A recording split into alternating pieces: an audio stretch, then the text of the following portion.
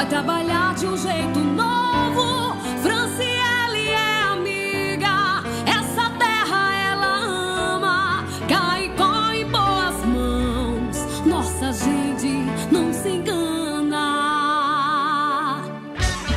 Vamos votar, é hora de mudar. É Franciele, toda chegando. Toda Caicó em festa, 23 tá dominando.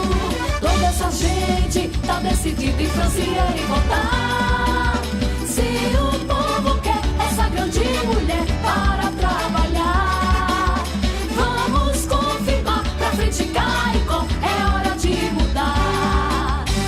A nossa hora é agora, chegou a vez de mudar. É Franciele prefeita, Brigitte 23 e vamos confirmar. É Franciele, ela é boto fé, é o 23, a força da mulher. E eu sei que no dia 7 de outubro, cada pessoa que vai digitar em 23 naquela urna vai estar dando mais do que um voto. Ali vai um confirma de esperança. E eu não preciso desrespeitar ninguém para fazer com que as pessoas acreditem nesse nosso projeto.